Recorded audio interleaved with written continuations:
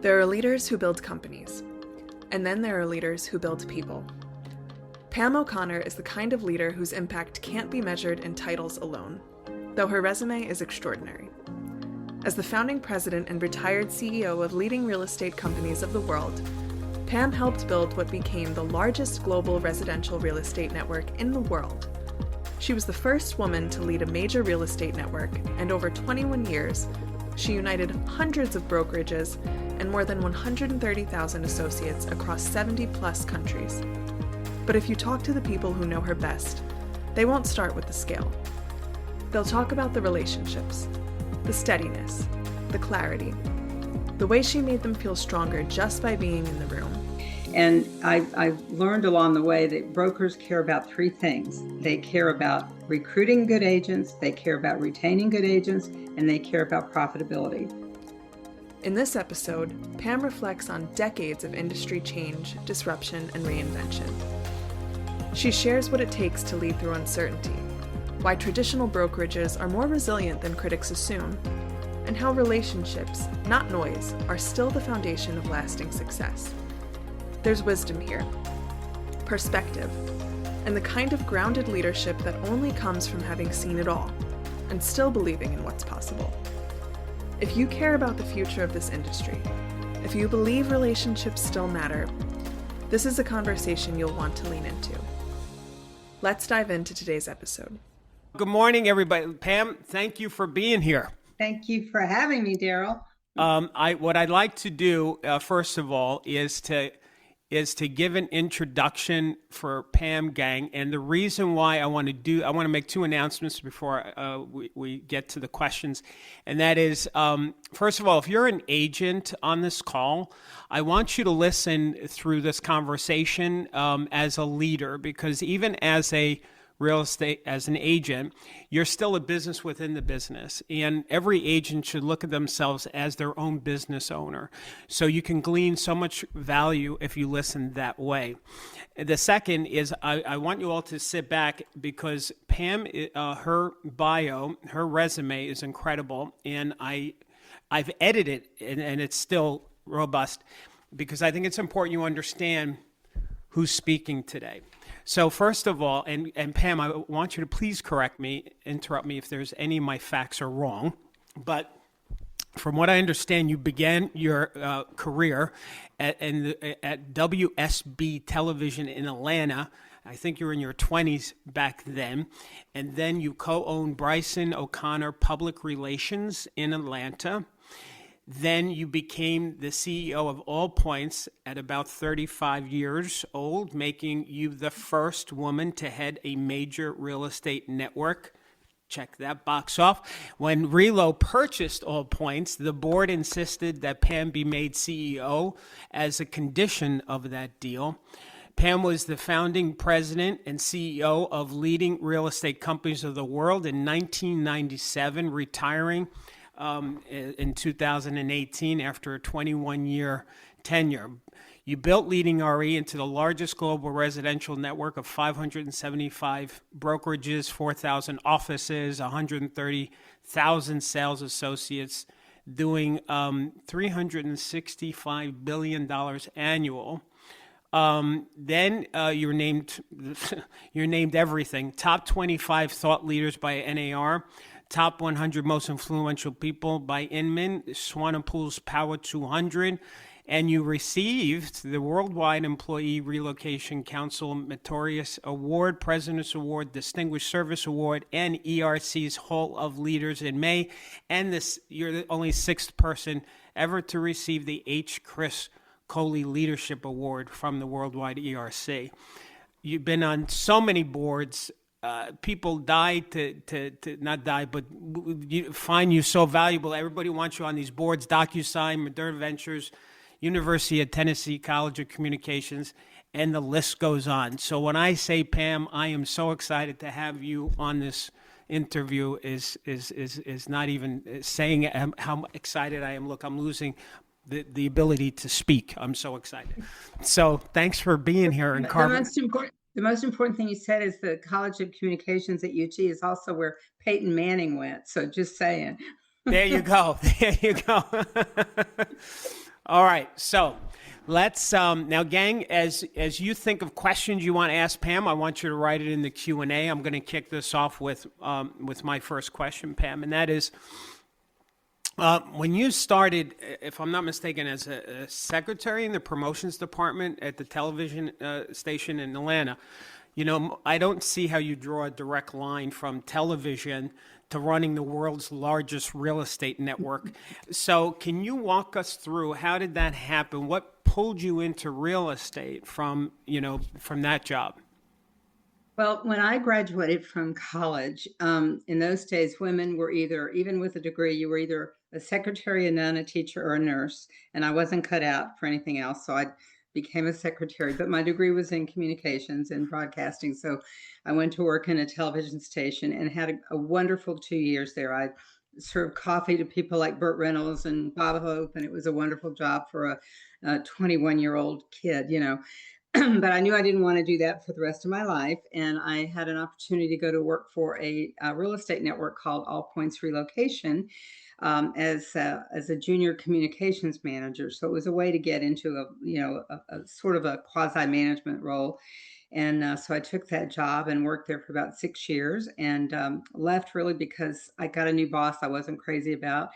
And that's when I actually went into condo development as in marketing, and then ended up with the PR firm. And then my old company, All Points, actually recruited me to come back. That's when I was the 35. So I didn't really go from secretary to CEO. Just Okay. there was a little work along the way there. So that was it.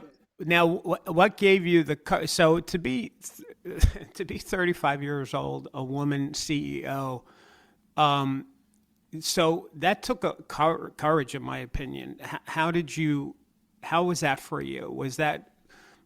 Well, it was really, when I look back on it, it was funny. And I tell this story to a lot of young women who are, in business, because I think it's a good lesson. I certainly learned it.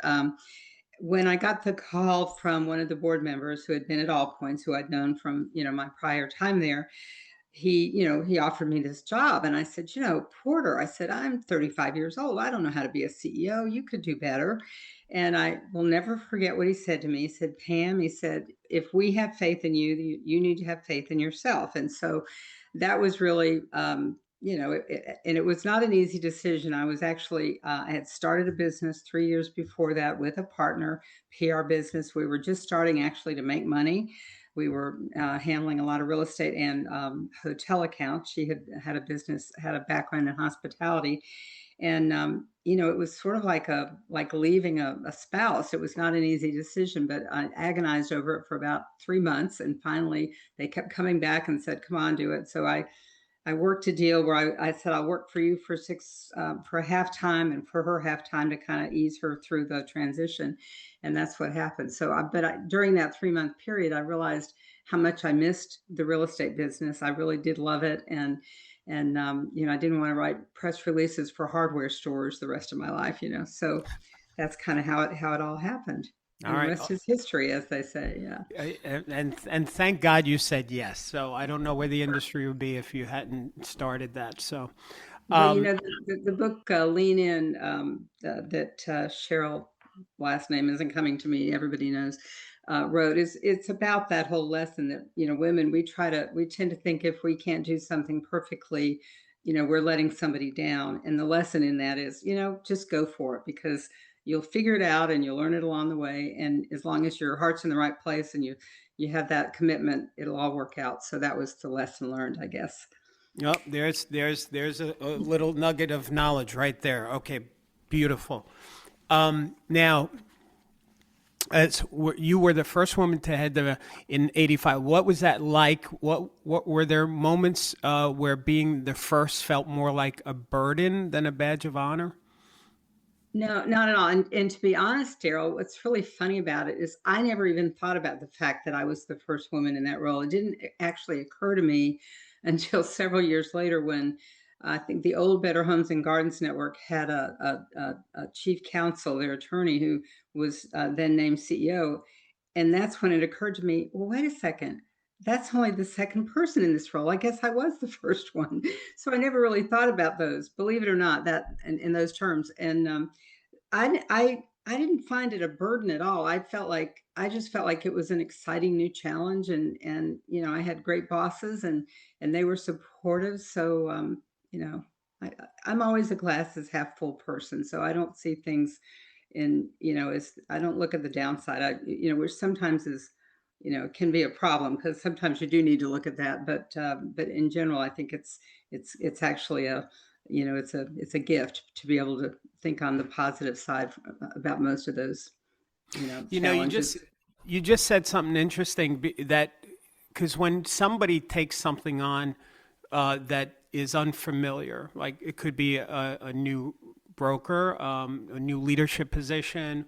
For the agents, it could be just coming into real estate as a new agent, that there's a lot you don't know, and you know that you don't know it. And that can almost be disempowering for some people, like they feel out of their element. Oh my gosh, they question themselves. But you just said something I wanted to grab onto, is that you looked at any of those questions that you had for yourself as a challenge, as exciting, like an inquiry of like, hey, how can I do this? Like it's my sense is you get excited about the discovery process. Am I picking that up right? Yes, you are. And you just said something important, which is it's important to know what you don't know. I mean, I think that's really key. And I knew that I didn't know a lot of things, and so I wasn't shy about asking questions, and hiring people around me that had skills I didn't have. And I think all of that is important, because none of us have all the answers. And even when you're doing it or have done it for many years, there's still areas where we have certain strengths and others where we're weaker, and it's important to be able to fill in around those areas. Yeah, that's that's a sign of a good leader, that they can how do I articulate this? That not knowing does not make you unintelligent or a bad leader. Like owning that, okay, I don't know that, let me inquire. Like there's a level of confidence that you actually can portray by saying, I'm okay with that, I don't know this. Absolutely, yeah. Right? I think Awesome. most of the people I've encountered that are overly, that kind of portray that they have all the answers. Usually, there's a little bit of lack of self-confidence somewhere in there that is really coming out. And so, I mean, I think most people, respect the fact that you can admit when you don't know the answers, or you made a mistake, or whatever that might be. That's really profound. Confidence, yeah. So confidence is not knowing everything. Confidence is accepting your strengths and your weaknesses, and the weaknesses doesn't make the strengths any less strong. Like, Right. yeah. So, yeah, I've always noticed that about you, Pam, that you are an extremely confident, not arrogant, confident in who you are and your commitment to making a difference and doing a great job at what you do. All right, so let me go on here. So in the 90s, everyone said the future real estate belonged to the big franchises. That they were going really strong back then. So you went this other way with LeadingRE. What did you see that others didn't, and what conviction did it take to build this unfranchise of independence? Well, to me, one of the things you always have to do is look at what are the voids and how do you fill them. And to me, there was a void in the industry, because there were a lot of very good independent real estate companies, large and small. And they were that for a reason. They had a local brand that they really, in many cases had for a couple of generations. And they valued that brand, and they liked the fact that they could make their own decisions. They could be very individual in the way they ran their businesses, and they wanted that. And yet at the same time, there were certain things that they didn't have. They didn't have the resources of a large organization. They didn't have the camaraderie of being in a tribe, so to speak. Mm-hmm.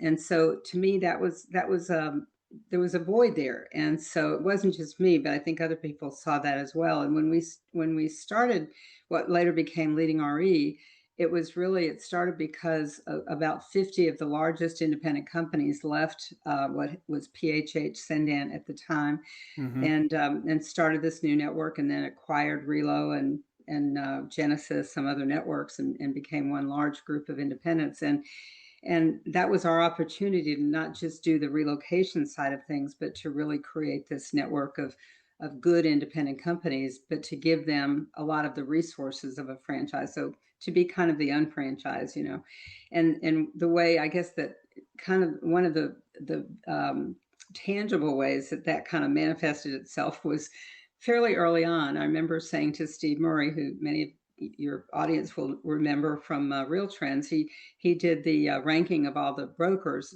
He was the first one to really do that back in the day. And I remember calling him, and I'd known Steve for many years. We were like brother and sister. And I said, Steve, so you rank all these franchises every year. So why can't you rank us? We're a large organization. We have, and he sort of thought about it. He says, well, I guess we could.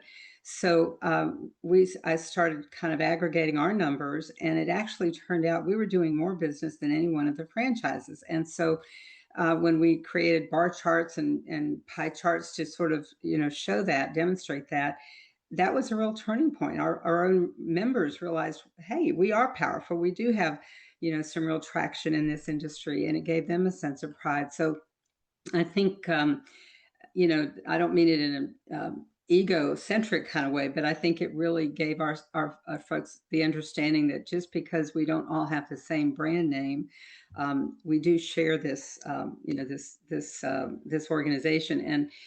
And I think that the energy they got from each other was probably the biggest driver of everything. We were really about bringing them together, and that was, I think, the biggest strength that we had in the long run.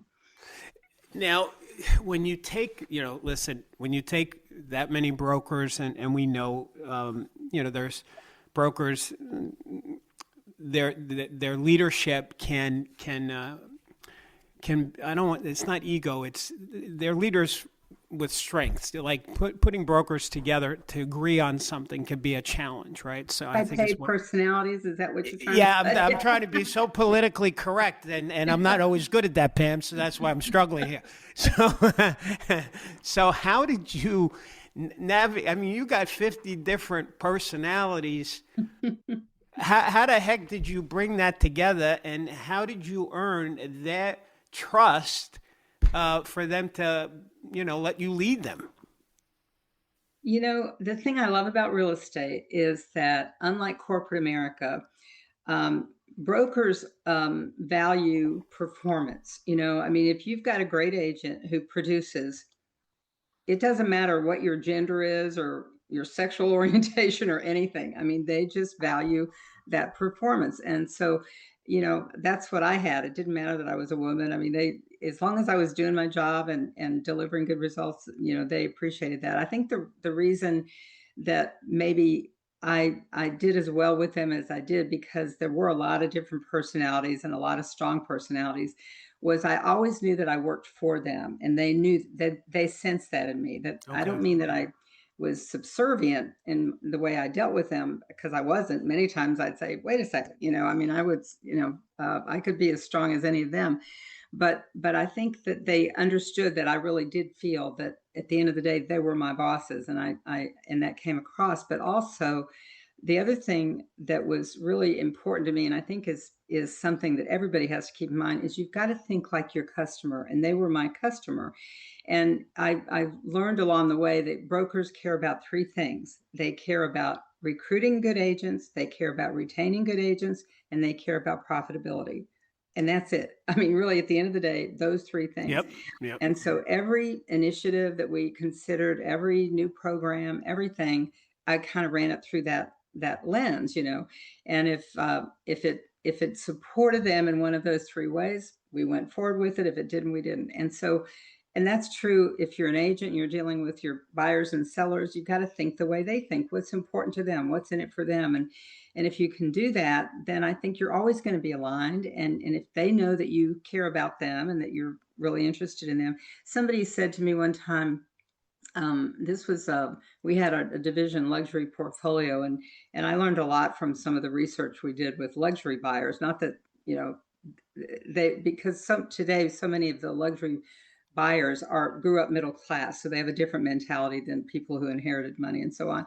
But somewhere along the line, I heard that the best words that an agent could say to a client are, I love what I do and I'd love to do it for you. And think about that. You're really expressing the passion that you have for your business and that you're good at it and that you want to be able to share that with them. And that's kind of, I think, what I'm trying to say, that if you think the way your customers think and you give them confidence that you know what you're doing and that you've got their best interests at heart, so long answer to your question, but that's why I think we just sort of got along, that they knew I respected them and that I would look out for them, and that I really, at the end of the day, knew that I worked for them. So yeah, that was a beautiful, perfect answer. Great. Okay. You've said that real estate is a chicken little business, like because the sky is always falling, the internet, when that came out, Zillow, third-party relocation, the 2008 crash. How did you stay calm and lead the brokerages through those waves of panic? Well, it is I did always love to call it a chicken little business because, every time some new thing came along, it was going to put us all out of business, kind of thing. Right. But my friend Steve Harney, your friend as well, who I adored, used to always talk about, that home ownership, and he always talk about the long game, that if you really look over and the company that he started, Keeping Current Matters, really does that. They look at statistics and really show you how no matter the highs and the lows that you have in the business, that over time, real estate is always going to be a great investment. Mm-hmm. And I kind of applied that to the ups and downs in the business. And there's always, when there's any big breakup or problem in the business, there's always an opportunity, embedded in there somewhere, that everybody else is either negative and you can be the positive one. I think the best way to get through those times is optimism, which sounds kind of corny, but everybody else is like singing the blues. And if you can be that optimistic, hopeful voice.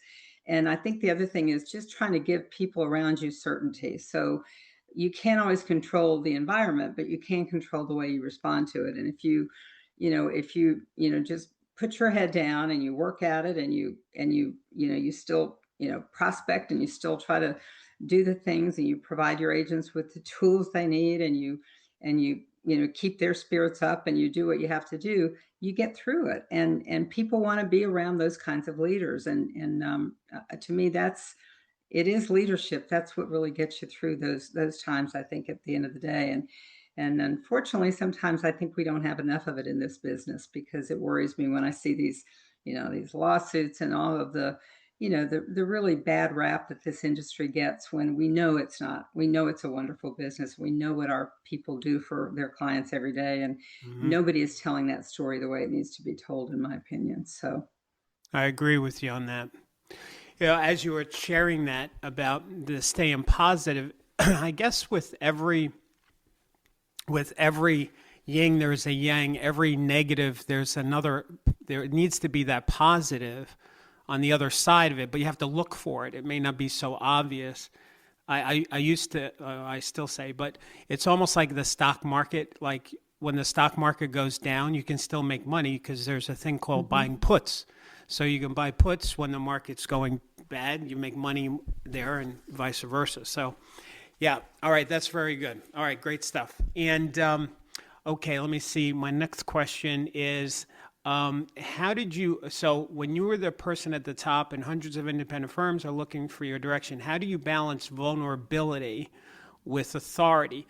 Which is a great question, because for you, that to me, that's the irony. There's such a humbleness about you, but yet it doesn't disempower the power that you portray, because you do. You ooze with, I don't know if there's woman's charisma, but you do have that. So, so how do you balance that, being vulnerable, but yet still being in charge? Well, I am infamous for telling blonde stories on myself, because I have a lot of them to tell. Leaving my hatchback up and driving out the garage, whatever it might be. No, I honestly, I think the more you can not take yourself too seriously and be able to laugh at yourself makes you more approachable, and when people feel a connection to you, they're more apt to relate to you, and that's good on a lot of levels. If you are in a leadership role, you don't want yes people around you. You want people that will tell you the truth and tell you when things are going off course, so you can try to make those corrections. The way that I think I said it earlier, but I think confidence comes from being comfortable in your own skin and knowing what your flaws are and your strengths are.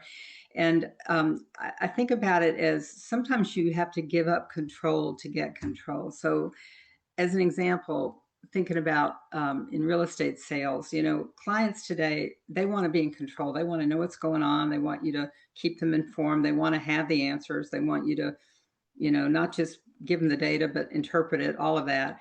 And if you give them that control, you're actually getting control back, because they're going to trust you more. They're going to rely on you more. You're going to be the agent they're going to want to come back to and refer their friends to. So it's the same thing with this. I think the more you can show your vulnerability. I'll tell you a quick story that I heard one time, and I just love this because it illustrates it. But I knew a guy through Mike Staver, who and he was a client of Mike's, and he ran a credit union, but he was he was the CEO of this large credit union. And I think he sort of was, by his employees, they didn't really know him very well. So long story, he was at some employee event, and he told a story that he grew up very poor in some little town in West Virginia, and his family, literally, coal miners, had very little money. And so one day at school, they were putting together baskets to take to poor families for Thanksgiving. And he went to school, and the kids had been asked to bring in something for the basket. And he found this old, cake mix in the back of their cupboard, and he took it in, and, they gave it to the teacher. So a little bit later in the day, the teacher said, "We're ready to go now." And the story was they were taking one of the baskets to his home. And that was just this wake up moment for his audience to say, "Oh my gosh, this is the big boss." And he shared that story with us. And it was just that moment of vulnerability that made everybody, he says it changed their whole view of me. He said they would come up and talk to me, and it was just we had a different relationship after that. So I think and I don't mean you make up stories to just, ingratiate yourself with your folks. I don't mean that at all, but I just mean just being a little genuine and letting people, laughing at yourself, telling them some things that trouble you, that maybe are worry you, because everybody has those concerns. Right.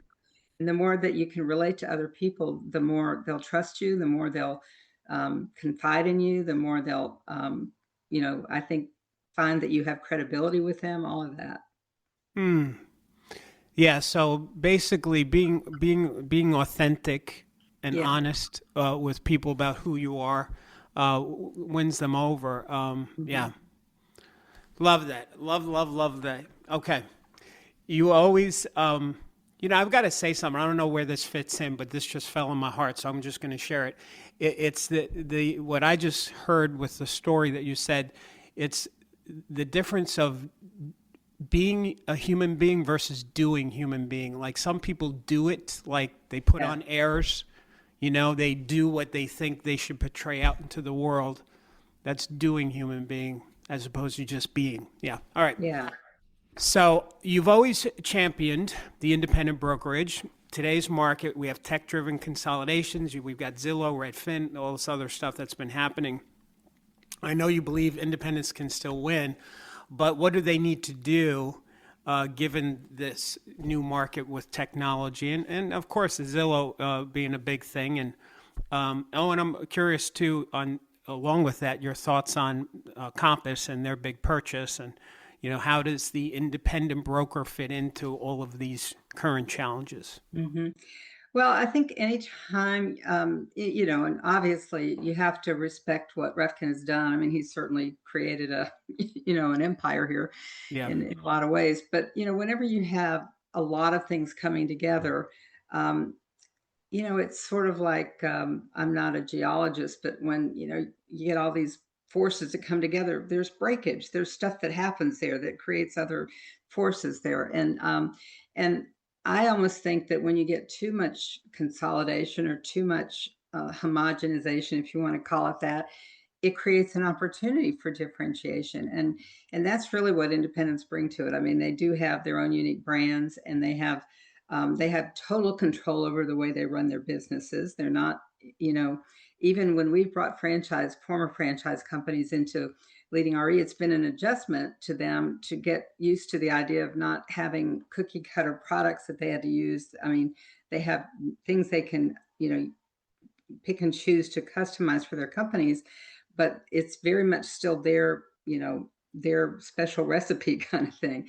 And I think we're at a time where people like that. I think people like some choice, and so I think if anything, there's still an opportunity for good independents to do that, and as long as they have, I think, more skin in the game, in the sense that it's their name on the door, right? And there's a lot at stake there, that they probably are more concerned about quality of agents, good training, teaching their people, having the right tools, performing at a high level. Because I think the thing, when we talk about these big changes, and I do think we're at a point in this business of, I would call it recalibration. I think we are going through a time where there's just a real shift in the way the business is done, in terms of having to have real knowledge. I think the three things that I would love to see somebody do, I wish NAR would do it, but I don't think that's going to happen.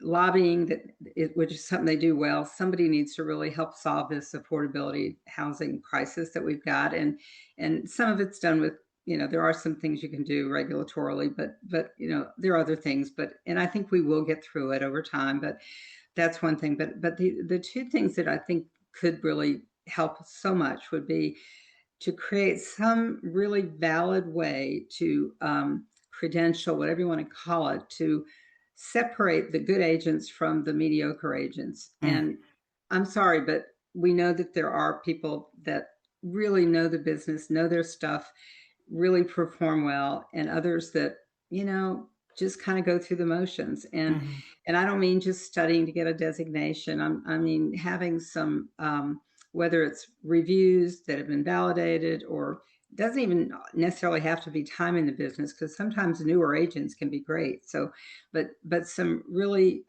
verifiable ways to earn some kind of a credential that would separate you from that.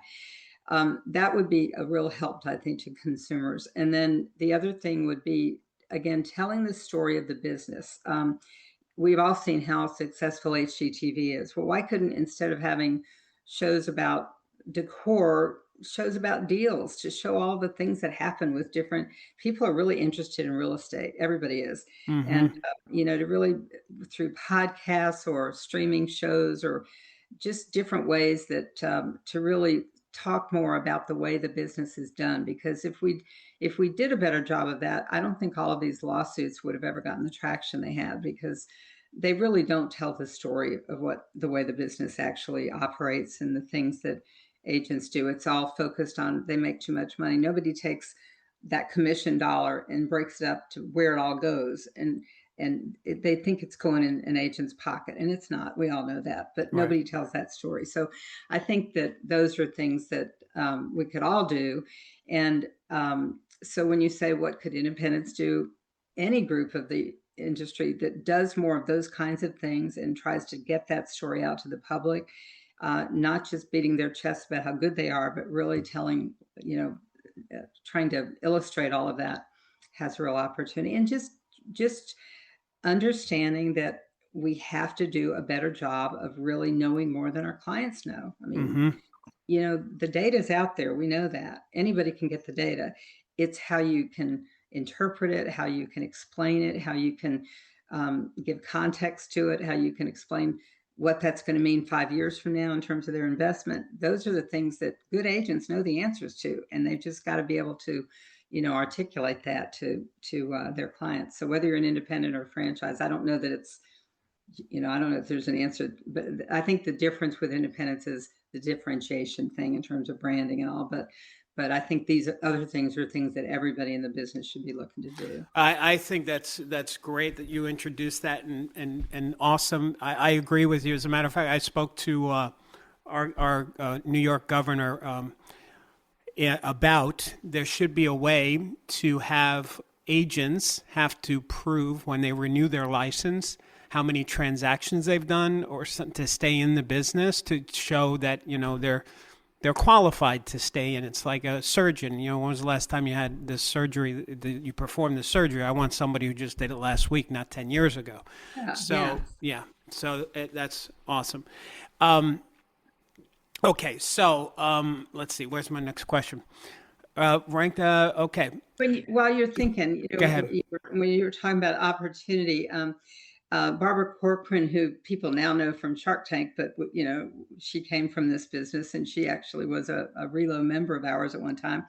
And I always remember something she said, and she was the queen of, and she would readily admit this, of smoke and mirrors. She told me a story one time about Madonna, that they had heard a rumor that Madonna was looking for a co-op to buy in New York. And so they started putting out press releases about what Madonna would be likely to buy. And all of a sudden they get a call from her agent saying, well, you seem to know what she wants, so I guess we'll work with you. And I have a lot of other Barbara Corcoran stories, but the thing I remember her saying one time was, the opportunity is only there if you recognize it's there. And that's, in these crazy times that we're in right now, there will be new businesses. There will be new, even some of the areas of technology. There's some great products, but they're not being, I don't think, deployed in the right way in terms of really showing agents how to use them, and not just how to operate them, but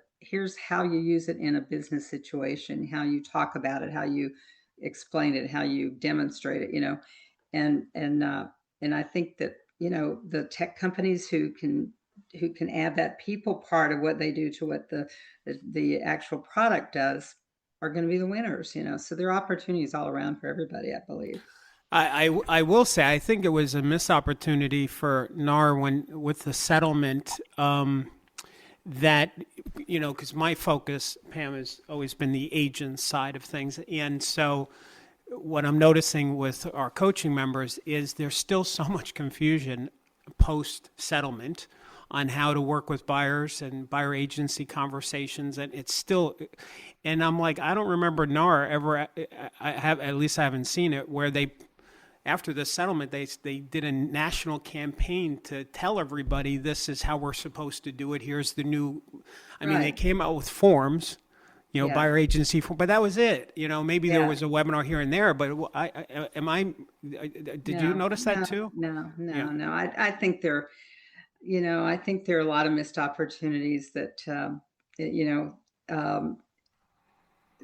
NAR has just gotten so large and so, they're in they do a lot of things, but during the many years they've been around, a lot of other organizations do those things. So there's a lot of redundancy. And I think if they would just kind of roll back their mission to some of those core things, I just feel like they would be a lot more effective and in the long run help themselves. But it is what it is. So I definitely don't want to put you in a political. I'm retired.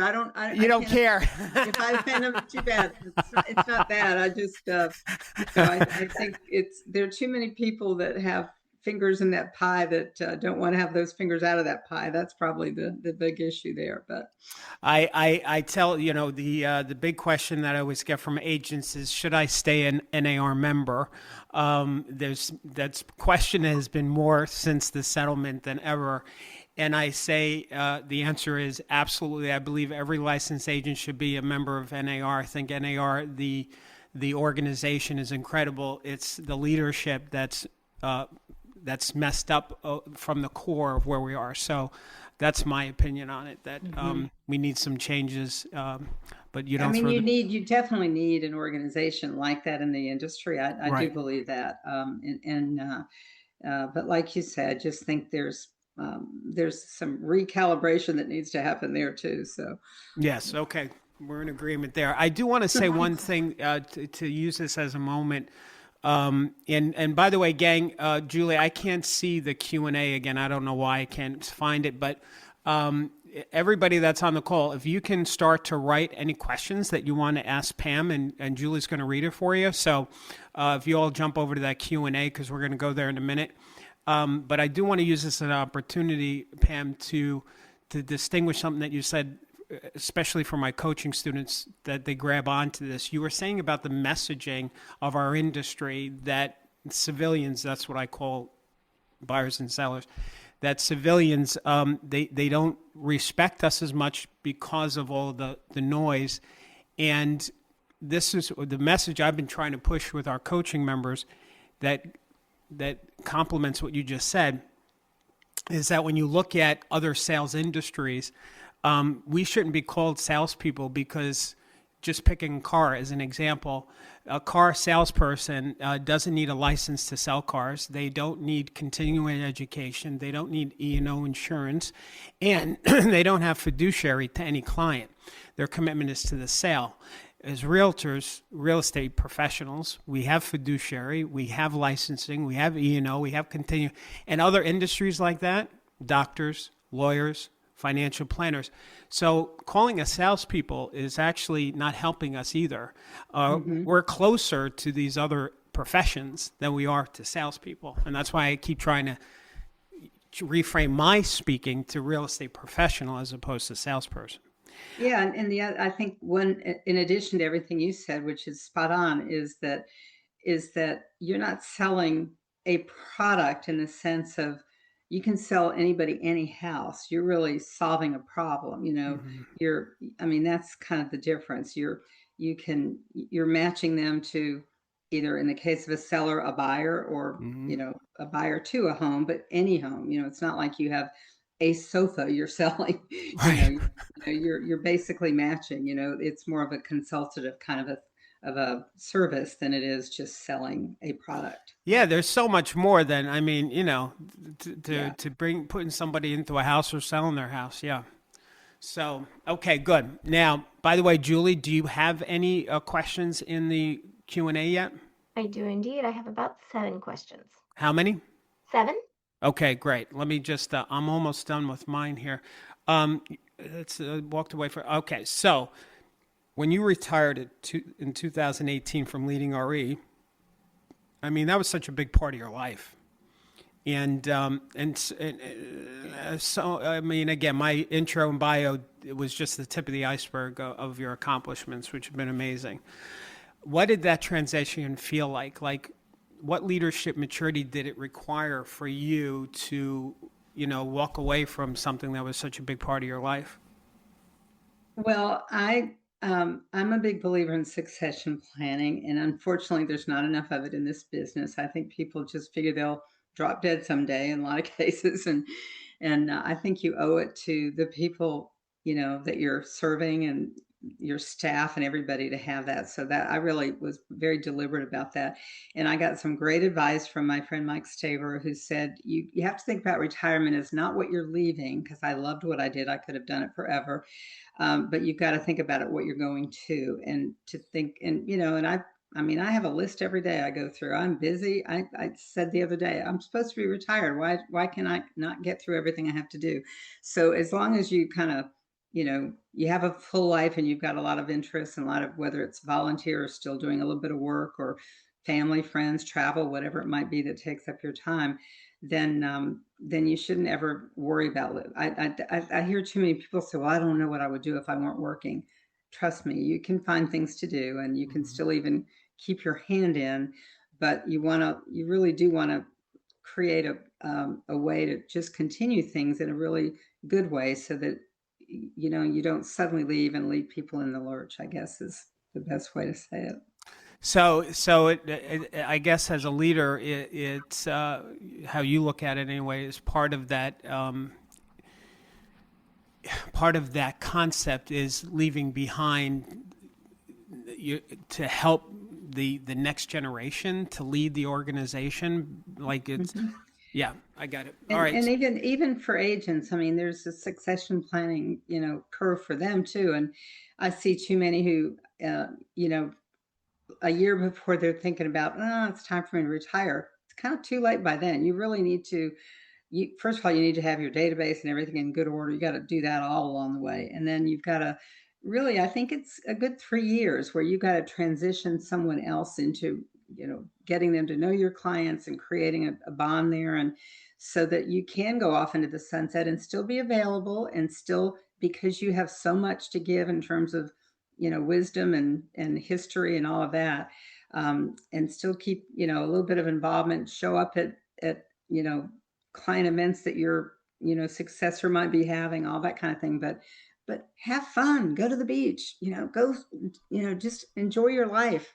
You've worked hard, you deserve it, So. Well, what's interesting about that too is whether you're an agent or a broker owner, that if you look at what you're building and think of the legacy you're leaving behind, that of your business, that kind of shapes some of your leadership skills, as opposed to thinking, well, this business will end when I end. Right. So you're building a stronger business, thinking of what you're going to leave when you want those clients, 10, 20 years from now to be able to get a you then. Don't set that, if you don't, set that succession up in that way, it won't happen. And that's unfortunate. The similar thinking, one of my favorite books is written by Michael Gerber, E-Myth Revisited. And he said in that book that you should build a business as if you were going to franchise it. And if you look at it that way, you start to systemize things, you pay attention to the details differently, how you would transfer that knowledge to somebody else. So kind of along the same lines of leaving a legacy. Yeah. Right. So, okay. I've got rapid fire questions, and then we're going to jump to the Q&A. So one early career habit that made the biggest difference for you? Making lists. Making lists. Because even if you don't have a real success, if you get through your list, you have a sense of accomplishment. And the older I get, the more likely I am to forget things. So there's another reason to make the list. Yes. One leadership belief you had to unlearn? That you don't have to be perfect. That you can learn things along the way, and that you can fill in the holes with other people and other things. You don't have to be perfect at everything. Love it. Yeah, you know what? The thing that I walked away the most, I'm going to make a slogan or something, is acknowledging your weakness doesn't make your strengths weak too. So that's okay. A book every real estate leader should read. Well, I love the book Good to Great. It's not just about real estate, but the Jim Collins book, that's still probably my favorite business book. I just think a lot of really good lessons in that. Yeah. I'm writing that down. Good to Great. Yep. Okay, good. Best advice you've ever received? My mother taught me this at an early age, and it still applies. Don't worry about what you can't control. It's a waste of time. Just focus on what you can do something about, what you can influence. Awesome. Your favorite expression or motto? I use this a lot. It was something General George Patton said, when everybody's thinking alike, somebody's not thinking. And we live in a world with way too much groupthink, where you just kind of like, everybody's, they get that narrative in their heads and they're going down this road. And, you can have a general belief, but maybe there's one outlier, and that's okay, and I just wish people would just think for themselves a little bit more. I admire that when somebody who's not afraid to put up their hand and say, well, what did you think about it this way? Because that's when you learn. So love it. Now finish this sentence for me. Leadership to me is really about. Oh, I think it's kind of about the environment you can create. And by that, I mean an environment people want to be in. And that's probably, I would say, 3 things. I'd say it's about having a shared purpose. It's about kind of being aligned the way, in terms of your value system, all of that. And then hopeful, optimistic. I still think the most critical component of a good leader is being an optimist, I think, because if you don't have that, how are you going to get people to kind of come along? I mean, I don't mean being stupid and unrealistic about what the challenges are, but just having that hopeful spirit, I think, is really, really important. People want to be around that. And because if you have that, then you're going to come up with solutions. You're going to make them feel some certainty about what that future looks like. And without that, the alternative isn't much fun. So. Wow, that was brilliant, Pam. Give me those 3 again, because if anybody did not write it down, they have to write it down now. If I can remember them, okay. No, I think one is just having a shared purpose, and then being aligned in terms of your values, the way you're, what's important to you, what's, your philosophy, all of that, and then the third is just kind of that hopeful spirit, that sense of optimism. And if you have that kind of an environment, it's where people want to be. It's why they show up. It's why they, people don't leave a company.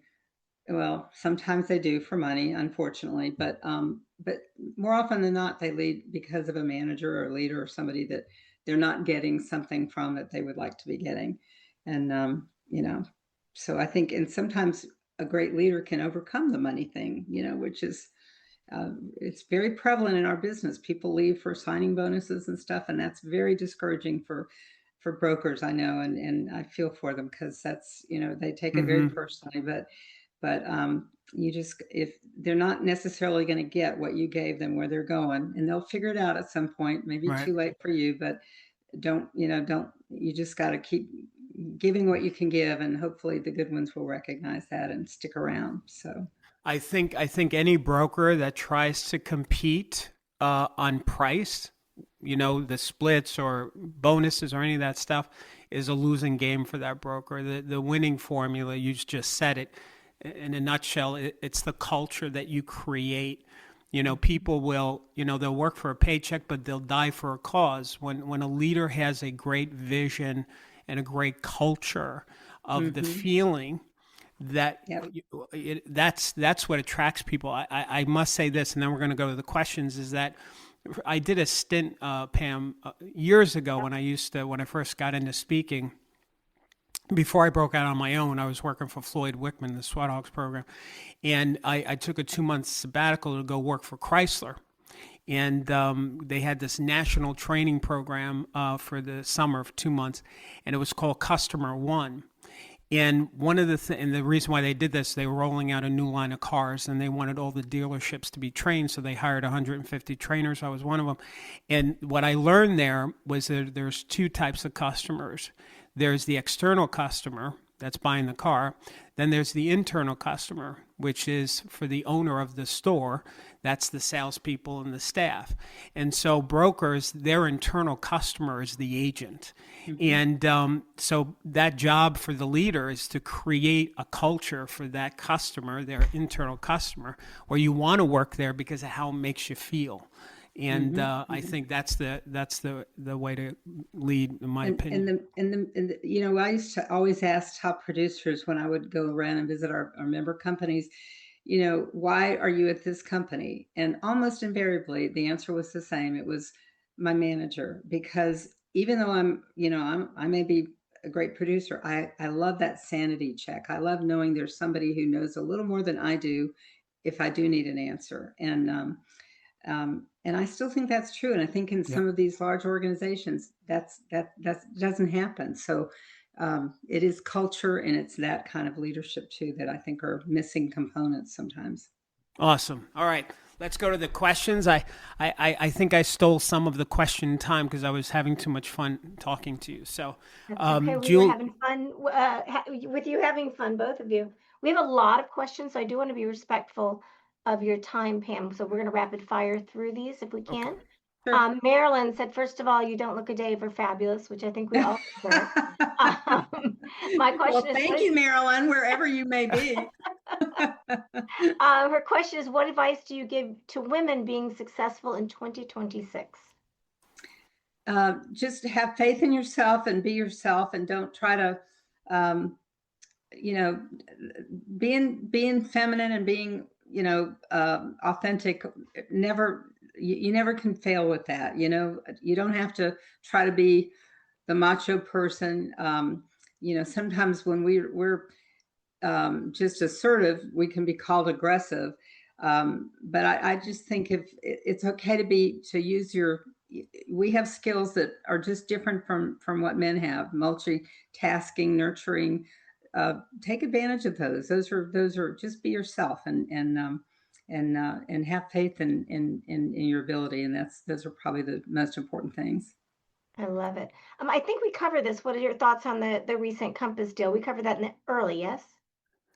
Yeah, but let's answer that. What is your thoughts? It's going to be a different animal than anything Compass has done so far, because they're inheriting, for example, franchises, and franchise brokers don't really work it's the other way around. And so it's going to be a different mindset, I think, for, the leadership at Compass, because, they've got to win those people over. It's a little different dynamic. So, but I also think you got a lot of brands, you got a lot of different, cultures there that are going to have to be commingled. And whenever that happens, there's opportunity. Some of those people might want to go somewhere else. There are going to be recruiting opportunities. They're going to be, and that's not to say they won't be successful. I think they will. So, but I just think that it's not going to be for everybody. So it's not like there's going to be this one huge company that's going to take over the universe. So I don't think anybody should be worried about that. I mean, that's a really good point. I mean, Compass is an independent, their culture is different from the franchisee culture, and so they're going to have some challenges there, I guess, with that. Growing pains, we should say. All right, Jules, go ahead. Next one. Thank you. Patricia says, how do you know if you're with the right agency? What should you look for? What are red flags?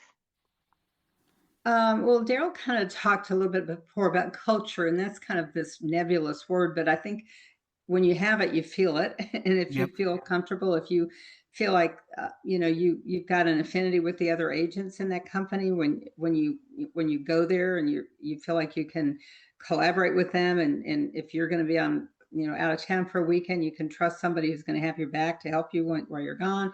If you feel like the leadership is knowledgeable and people you can rely on and trust if you need advice, and that the tools are there, that they have good systems and tools that you can take advantage of. It's not just about the money. I mean, obviously money is important to everybody, but I do think people sometimes get too focused on that. I've seen so many agents look only at the split, and they don't pay any attention to everything that they're paying for or that the broker's paying for. They never really look at that. And then they go somewhere else and maybe they got a better split, but all of a sudden they're paying for all their marketing stuff or other things that were already paid for. And so at the end of the day, they're not really any better off. So I think you really have to weigh the non-tangibles as well as the dollars and cents.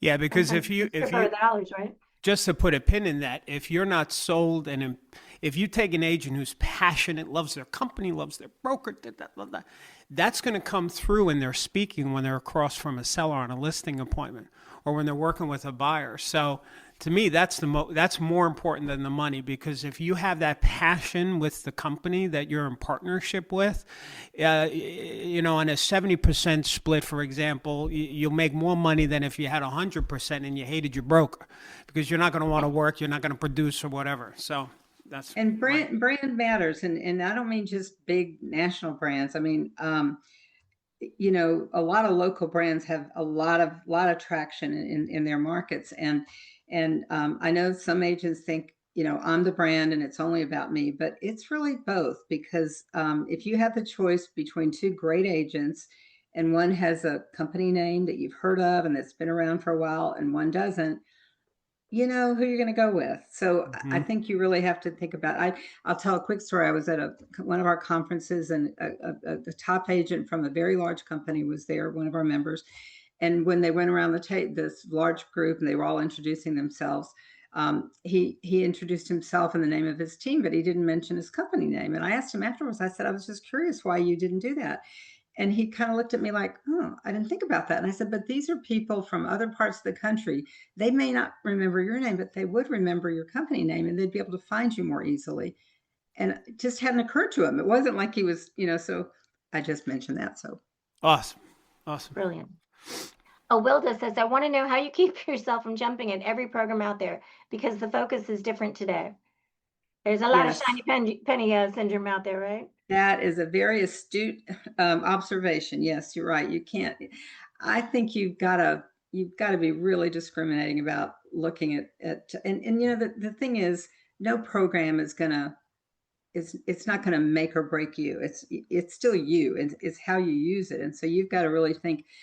Again, think like your customer. What are they looking for? What are the voids that they're not getting? Is there, for example, in this new buyer agency environment that we're in now, if I've seen some of these and I don't keep up with it as much, you all would know better than I, but if there's like a kind of a dashboard technology product where you could your buyer could be able to access that and be able to see exactly what stage the inspection is in, or what the status of the mortgage loan is, or whatever those things might be, where you're giving them that control that we talked about. That might be something that if I were working with buyers, I'd probably be really interested in. So, I mean, I think you want to look at what they're looking for and what is going to satisfy them, not so much just what some good tech salesperson is telling you is important. So I don't know if that answers it, but think like the customer, and that'll never steer you wrong. Love it. Love it. Shelley, what should new agents be doing in year one that their 5 years from now self will thank them for? Learn. Obviously, observe what the good agents are doing. I learned early in my career from a guy that when I look back on him, he was interesting. He wore these white shoes. He looked like some kind of con artist, but he was really a smart guy. I remember he was a speaker and I learned a lot from him. But I remember him saying, people like to be asked for help. And, they're flattered by that. So even if you have a busy agent in your office if you just say, could I buy you a cup of coffee and just have you tell me what I think they'll respond to that, so observe what good people are doing and go to the training sessions if they're offered, wherever they're offered by your company, by the board, whatever. And start with good habits. Start with your database, keeping it, electronically, not with, little postcards or napkins scattered around. I mean, because as we said, if you think like Darryl was saying earlier, like a leader, and you start building that business from the ground up, then you're always going to have something you can sell later, which you won't have otherwise, because it's not what's in your head, it's what you have on paper that you can, rely on. That's what you're selling. Julie, I'm going to jump to some of these questions because I found it now, and because of the time. Okay. Tricia McGrath, best advice for a single, by choice, they're a single broker owner, so I guess they don't have a lot of agents. So, well, if you're a single practitioner and you're doing it all, then everything we've talked about, you've got to be. And Darryl said it very well in the very beginning of the program. As an agent, any agent really is your business within the business. So you've got to think like a business owner as well as a sales professional, whatever. I think, if that's what you want to do, then, follow that path. I guess if you find that you're spending an inordinate amount of time on the administrative part as a sole practitioner, maybe you would be better off going somewhere else and just focusing on the sales part and not having to worry about that. But I think you have to make that decision for yourself. If it's working for you, then keep doing what you're doing, I agree. It's a real challenge to be a single broker, to run the business and also be the sales professional. It's not easy. So, all right. So Beth Kinsella said, Pam, you've been a mentor to so many of us. Hi, Beth. Who is your greatest mentor or influence in real estate? It's a great question, Beth. Oh gosh, I've had so many. I really have. I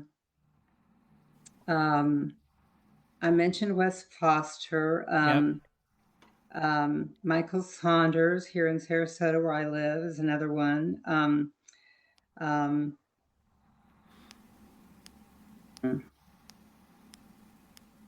right, that's good. Yeah, It's all right.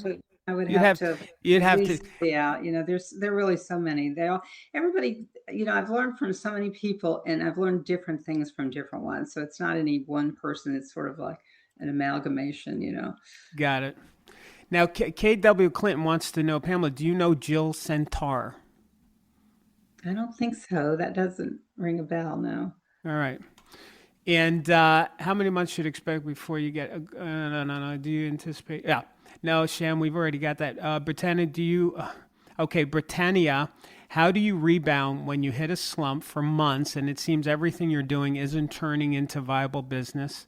The expectations are set, but 23 years of this passion isn't currently turning into profit, even as a problem solver and solution-focused broker. Wow. So bottom line is, how do you get out of a slump? You've got somebody with 23 years passionate about this business, but they just can't seem to get out of their slump. Well, I think, some of it is positive self-talk, self-affirmation. You got to do a lot of that. Instead of beating yourself up, you got to, really say, here's what I'm good at. Am I maximizing that? So you got to do some of that. One of the things I try to do every morning, I still try to do this, is when I get up in the morning, what am I grateful for? Because gratitude has this way of releasing the good endorphins in your system and letting you start the way. So like, even if I got a great parking spot and I didn't have to walk a long way yesterday, whatever, little things. I guess the other thing is to do some try to look at, what's not working and why is it working? What am I doing differently today than maybe what I was doing before? And it may be nothing. Maybe you're doing everything right, and it's just a matter of timing, and it will break at some point. And it could be as simple as that. So that's why I say don't beat yourself up, because it could just be, sometimes we all go through those little periods where things aren't working as well, and it's nothing you're really doing. But if you do analyze it if you think back to a time where things were really popping, is there something you maybe were doing at that point? And are you prospecting as much as you need to be doing? Sometimes we fall down on that, and I don't mean in the sense of cold calling, but just thinking about all the people out there, and just sort of. I mean, even today, I still get a lot of referrals because people know I know people in real estate. I did one yesterday, so it's just letting people know you're in the business, not so much. And the other thing, I know this is so very old school, everybody knows to do this, but instead of talking to people about, are you thinking about buying or selling or moving?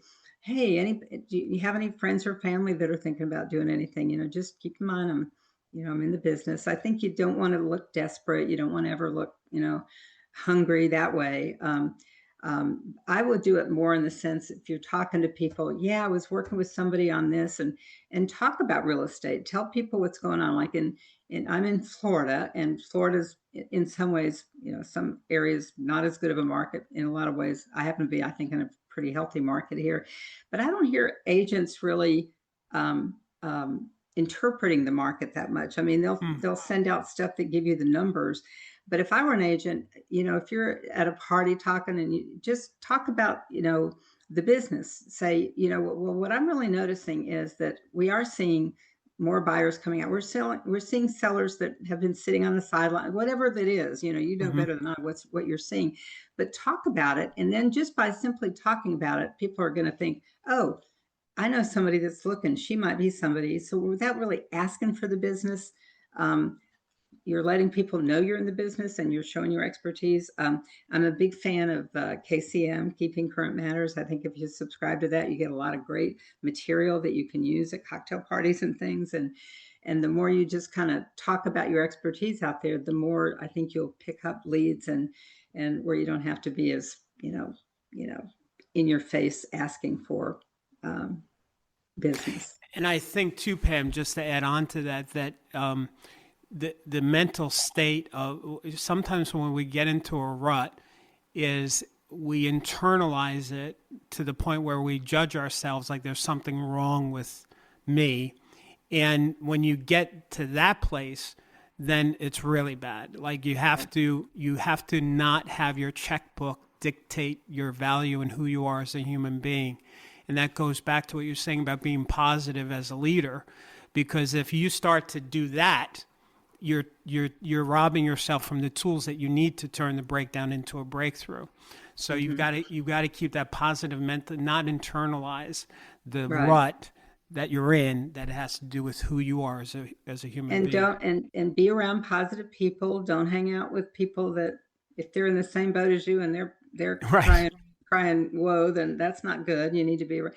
And maybe it's as simple as take a long weekend and go somewhere and forget about it. Just get out of it and have a little break. That could make all the difference too. So here's what I'm going to do is I'm going to ask you one other question, and gang, we're coming to the end now. So what I'd like you to do is, obviously Pam, even though she's retired, she's not. And so the fact that she spent this wonderful time with us, I'd like you to, in the chat, if you can tell her the difference that this might have made for you, any ahas that you got from this. Let's thank Pam through what you are walking away with in the chat. I'd appreciate you guys doing that.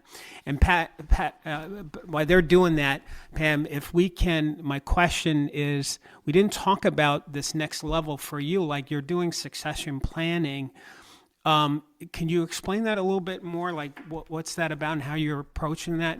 Well, I don't have a lot of takers because I don't think people want to do it. I think, unfortunately, it's one of those.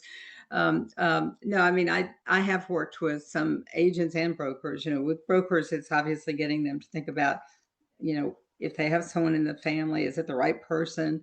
Or if not, what is their plan? And that could be selling the company. It could be, there are a lot of different options. And then with agents, it's more really coming up with a plan, again, ideally 2 or 3 years before they're going to do something, with how they're going to sell their book of business and still, create some passive income for themselves for retirement.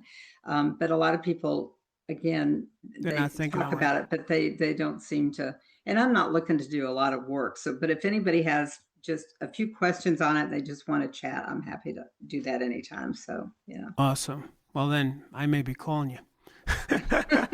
Yeah, I'm Pam at PamO'Connor.com. It's real easy. So yeah, there you go. Pam at PamO'Connor.com. Boy, how did you secure that domain? Huh? I'm sure there's another Pam. A long time ago. So if you have a name and you haven't tried that, check it out. It might still be available. You never know. I try to get DarrylDavis.com and I waited till there's another speaker. He's African American with the same exact name. So sometimes people have confused me in the past with, that's not the guy we saw. Well, there was a city councilwoman in Santa Monica, California with my same name, and she had it for a while, but then somehow it lapsed, and I you scooped it up. Scooped in and got it, yeah. Well, Pam, this was incredible. This was so awesome. And thanks for letting us go over time here. So is there anything that you want to share that we didn't get to close this out? No, I just thank you. And I'm looking at these sweet comments. So thank you all. It's been a pleasure. And I love everything Darryl does. And it's always so much fun to see him. So that was an extra treat. So thank you. And Julie and Sarah, I appreciate your help getting organized for this. So thank you. You made a big difference today. And, again, on behalf of the industry, what you've contributed is just mind blowing. And, you're an inspiration for so many people. Truly you are. And I'm just not blowing smoke, including myself. So I can't thank you enough. Thank you. Thank you. I told my whole team, make sure you're on today's interview. Of all the interviews, you got to see Pam. So, and you did not let us down for sure. So, well, thank you, Darryl. I appreciate the opportunity. It was a lot of fun. All right. Awesome. All right. Well, even though it was Friday 13th. So. Oh, that's right. I didn't even address that. Totally lucky. It was totally lucky for us. Totally. Yes. Totally lucky. Oh, and by the way, happy Valentine's Day. Oh, thank you. Thank you. Same to you and your lovely wife. Thank you, Darryl. Thank you, Pam. All right. We'll be in touch soon. Bye, everybody. Thank you. Go out there, make a difference. Remember, everybody watching, that you guys are essential workers and you make a difference in the world. So thanks again, Pam. I appreciate you. Thanks. Take care. Right. Bye-bye. Bye-bye.